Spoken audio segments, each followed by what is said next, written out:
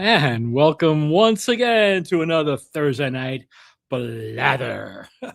Back talking about prison. Last week I talked about how we moved out of the medium security place, Clinton Annex, and moved into the minimum security place over in Raybrook. So we moved to Raybrook, and I'm sitting on my bed in my room. I'm sitting there playing guitar. Well, what passed for playing guitar back then. I knew maybe 5 chords. This guy's walking by. He comes in. Now, this guy is a major, major character in the next couple of months of my imprisonment. And he's the only guy that I've been able to contact in the aftermath of all this. But I could talk about it. He can't. So he asked me to leave him out of the stories, and I will not mention him by name, but trust me, he was a good guy. And I respect his privacy. So going forward, we'll just refer to him as Mr. Anonymous. He walks in and he's got a guitar and he sits down and he goes, "Hey, so we start playing a couple of songs." Well, little did I know that this had happened. Another guy found a music room. They broke into a room that had literally electric guitar, PA, bass, a set-up drum kit. We'll get to that in another episode, but I just want to establish that it was there. Okay, so this is that other episode. So Mr. Anonymous walks in. For whatever reason, he seemed to like what I was playing. He sits down. We start jamming. This guy's good. He's really good. He's like a legit player. He's the beginning of my story, which I've told so many times, the secret to rock and roll. This was the moment where I discovered my secret to rock and roll. And my secret to rock and roll is find great players to play with and hide behind them. So this was the birth of my short-lived, but hopefully one day reignited musical partnership with Mr. Anonymous. Well, it turns out somehow we find out about Fred and Fremont busting into the music room and finding that setup. So it wasn't long before we started jamming nightly in the music room. Mr. Anonymous played lead guitar. He was really gracious and taught me. So he taught me how to play Rocky Mountain Way. Rocky Mountain Way is a rhythm guitarist's dream because you have that part where it goes D to E. It's bum ba bum ba bum ba bum bum bum ba ba ba ba ba ba ba, and you got Glover on the drums and you got Conrad on the bass, and Mr. Anonymous is shredding, cigarette dangling from his lip, and I'm not exaggerating. He didn't remind me of Eric Clapton. I saw Eric Clapton a couple of years later, and Eric Clapton reminded me of Mr. Anonymous. That's how good a player Mr. Anonymous was. And really, it is on my bucket list to play with him once again. He's still alive. He's still playing. That's the good news. The bad news is we just haven't figured out a way to get together. Geography is playing a nasty hand in the process. So anyway, we start playing almost every night, and what's missing is weed. It's part of the rite of passage, so to speak, that you get stoned before practice. Well, obviously, given that where we were, weed was not exactly on the menu. But you know what was on the menu? Bananas. I remember news stories from the 60s talking about hippies smoking dried banana peels. So one day in the mess hall, I took a banana back to my room and I peeled it and I ate what was inside. And then, that's not unusual, but then I took the peels and I opened my window. You actually had windows you could open in this place. You actually had windows with windowsills that you could open in Raybrook. I took the peels and I put them on the windowsill. And in a few days, I had dried out banana peels. Rolling papers were plentiful because most of the inmates rolled their own cigarettes. So you can always buy tobacco. And I talked about that in a very prior episode. Anyway, so yeah, there was no shortage of rolling paper and matches. I roll one up. I bring it down to the music room. The guys get all excited. What's this? What's this? I'm like, it's banana peels. And they're all like, oh, God. You know, 3 pairs of eyes just rolled. And I'm like, look, let's just do this. Let's just see what happens. So we lit it up and we stood in a circle and we passed it around. By then, other inmates had come to like check us out playing. It was kind of a cool scene. So got passed around the circle, a lot of coughing. We saw playing again. Apparently, I'm the only one who felt anything.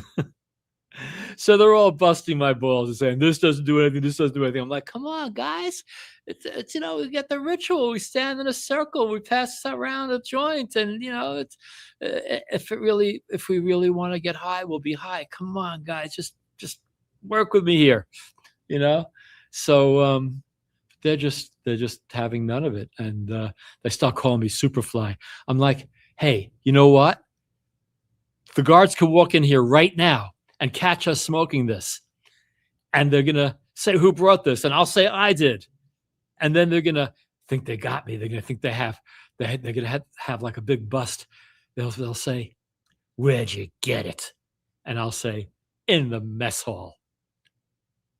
I got a couple of polite chuckles out of that. Anyway, the guards never did accost us. We never got busted for smoking banana peels. And, let me settle this once and for all. Mr. Anonymous was the biggest ball buster of the group, telling me that this doesn't get you high. Let me see, because we didn't have AI back in 1976 in Raybrook, New York. But we have AI now. So let's get this story straight right now, once and for all. Okay, AI.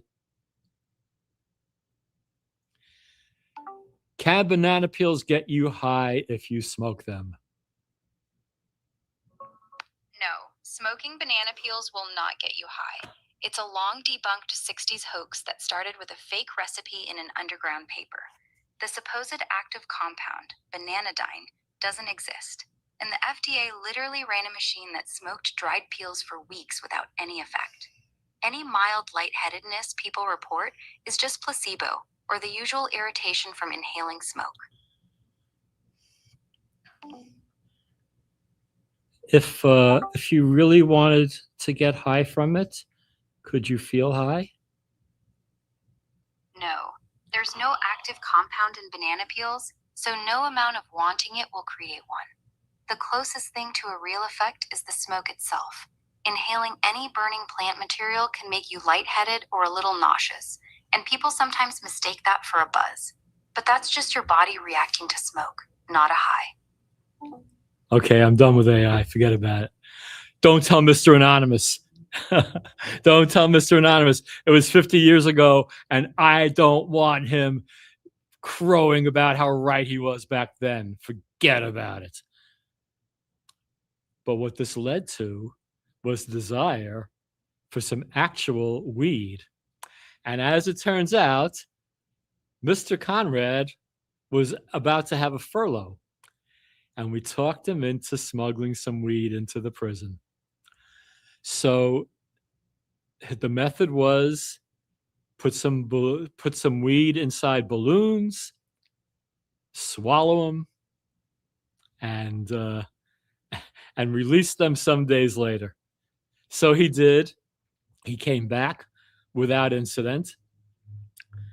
And for a few days, we're waiting for the payload to appear in the toilet. And he's constipated.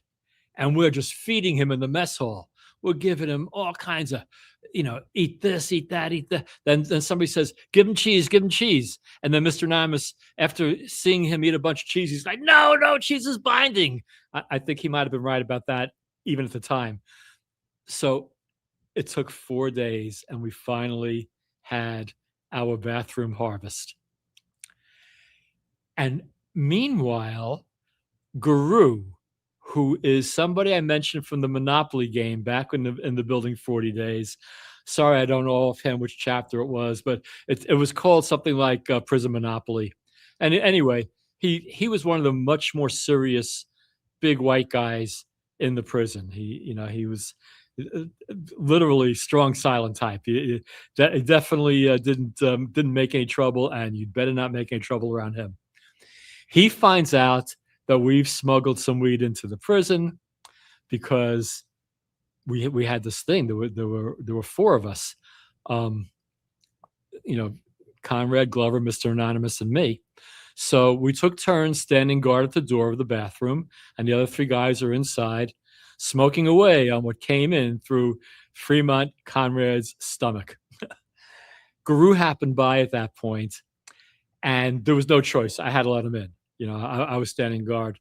He wanted to know what was what. Rather than get into a whole discussion, it's like, come on in. So Guru finds out that we have smuggled weed in, wants to know how we did it. We tell him. And as it turns out, and this is going to be a story for another time because it's a very complicated story with a lot of moving parts. So I'm just kind of introducing the next part of this for now. But there was also an inmate named Dennis. I don't recall his last name. There was a prevailing philosophy all over in every building that I was in, Building 40, behind the wall, Raybrook. People who were arsonists were very low on the respect spectrum. They were considered crazy. They were considered buggy. So we had this guy Dennis. I mean, he wasn't a scary guy. He was a little skinny guy, but he was a firebug, and everybody called him Looney Tunes. He was up for furlough. So Guru gets this brilliant idea to have Looney Tunes smuggle weed into Raybrook for him. And that is a story I will tell next week because it leads to a whole lot of other stuff. Meanwhile, there we are. We get really high on what Mr. Conrad brought in with him. We go to the music room. We have the jam of the century and great times. Oh, it was good. We were very, very happy with the whole thing until a day or 2 later when we found ourselves with the worst case of poisoning ever. Okay, graphic image warning. Skip the next minute or so of this video. But I have to say, just to illustrate how bad it was, imagine sitting on the toilet with pure liquid coming out, extreme pain in the belly, and having to throw up now. What do you do when the Hershey's squirting and you need to be on your knees facing the toilet, not sitting on it? We all went through it. It was horrible. I don't recall if any of them were in the bathroom at the same time as me, but if they were going through the same. We all went through it. All of us went through it. And apparently something of Mr. Conrad's innards intermingled with the weed and gave us essentially food poisoning. I have never, ever been that sick. We got over it. We did. And meanwhile, like I said, Fremont came back from his furlough like on a Sunday. This is all happening days later. We didn't extract it till like Wednesday or Thursday, and we didn't smoke it till probably Saturday. Meanwhile, Mr. LT had already gone out on his furlough. But that's going to be irrelevant. Again, sneak preview to last week. Mr. LT did not swallow balloons. He chose an alternate method, and we'll get to just what happened there. I don't want to tease it anymore. So anyway, we get terribly sick. And,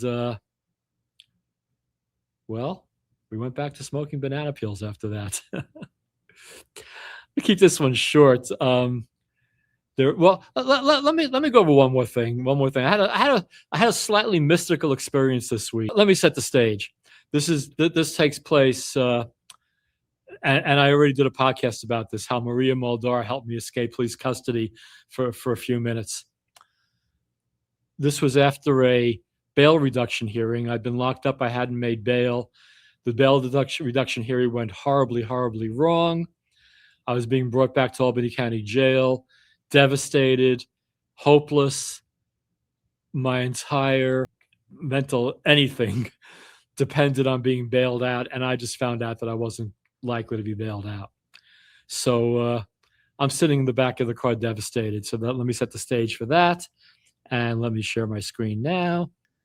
I was locked in and handcuffed and alone in the back seat. The sheriffs were in deep conversation as the car moved down the highway. They weren't paying much attention to me. Music was coming from the car radio. I got on my knees in the back seat and faced the rear of the car. It was a bit awkward to do with my wrists in handcuffs, but nevertheless, didn't take me long. I rested my chest against the backrest of the seat and rested my chin on top of the backrest. And I just watched the highway unfold behind us. After a few moments, the song Midnight at the Oasis by Maria Muldaur began to play on the radio. I just allowed the music to take me as I gazed out the back window. The music began to transform me, and soon I was simply a passenger in a vehicle moving down the highway, staring out the back window of what could have been any car in the world. And Maria Muldaur's dulcet voice carried me far from the reality of the situation. Pleasant thoughts formed white light and surrounded me and lifted me and carried me far, far away from the sheriff's car and everything that lay in my path. And I no longer felt terrified nor isolated. It occurred to me that home is not a place. It's a frame of reference from deep within ourselves. And I realized that I was at home. I wanted the song to last forever. And in a sense, it did. And in a sense, it has. It was an unforgettable lesson in the power of music. And an unforgettable pause to my nightmare. It recharged me and empowered me to face the rest of the day and gave me new perspective on all that lay beyond. When the song was over, I sat back down in the seat. We weren't far from our destination, Albany County Jail. I don't think the sheriffs ever noticed that I turned around for a few minutes, and they had no way of knowing how far away I had gone for those few minutes. So that was from a podcast. That was like chapter 2 or 3, something like that. Chapter 2. Anyway, you have to. I put a link to the full episode with the Maria Muldaur stuff in the description to this video. It's quite a story. Hey, I'm prejudiced. I think these are all quite stories. So anyway, cut to present day, and that song pops up here and there. It's when I'll do YouTube music, it's definitely in my rotation. And every time I hear it, I can't help thinking about the story that you just heard. About how it kind of rescued me. But a few days ago, this past week, Monday night, I think it was, admittedly, I had a couple of Cheech and Chong space chews in me. and I was hitting the volcano as well. And I was listening to YouTube music, and I'm listening to the usual things, stuff I like, stuff I play. Midnight at the Oasis comes on. And, there's this, I'm not going to say I hear voices, but there's kind of a voice inside my head that over the years has guided me really, really well. I could come up with a lot of examples.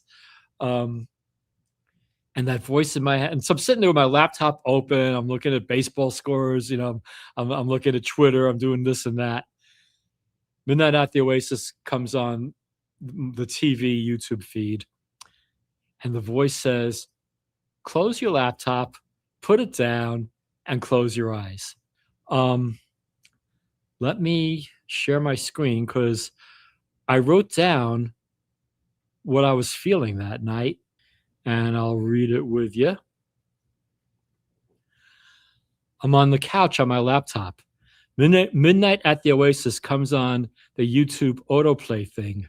Voice in my head says, put down the laptop and close your eyes, which I do.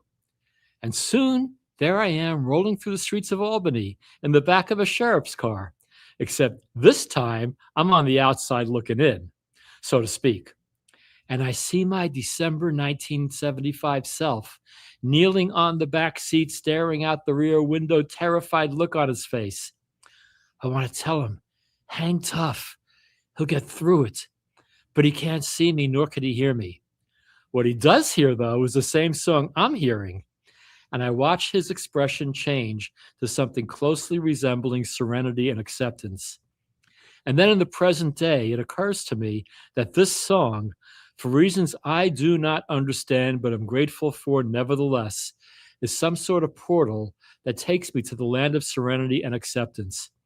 Same song, 50 years and 8 months later. Then and now, yow.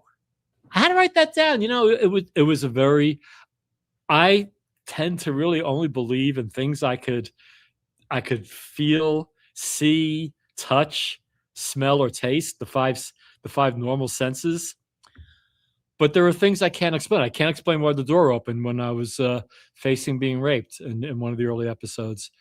You know, there's a lot I can't explain. There's been a lot of experiences, but this was one of them. I don't really believe in out-of-body experiences. How could I say I had an out-of-body experience, but also say I don't believe in out-of-body experiences? Well, here we are. Anybody wants to explain that to me, I'm all ears. Got one here and one here. But it felt like I was there looking at me 50 years ago, terrified. And I just wanted to say, look, you fucked up. You fucked up. You're where you belong. Yeah, it's unfortunate you didn't get the bail, but you fucked up, and you have to deal with with what's going to come forward. But believe me, I'm here to tell you, you'll get through it. Hang tough. Hang tough. I honestly, looking back on everything, that probably was the worst moment if you don't count the actual arrest itself. That was probably one of the top 3 low points of my life, was riding back, was the moments before Midnight at the Oasis came on the radio in the sheriff's car while they were taking me back to Albany County Jail after my failed bail reduction hearing. A lot of stories to tell. Again, Mr. Anonymous becomes a pretty big character in the story. Forever grateful to him, in spite of him not wanting to participate in these podcasts, which I understand. Eternally grateful. He taught me what a 1-4-5 progression was, and then the mathematician in me, he shows me E, A, and B seventh. I'm like, oh, so if it's E, A, and B, 1-4-5, G, C, and D, 1-4-5, A, D, E.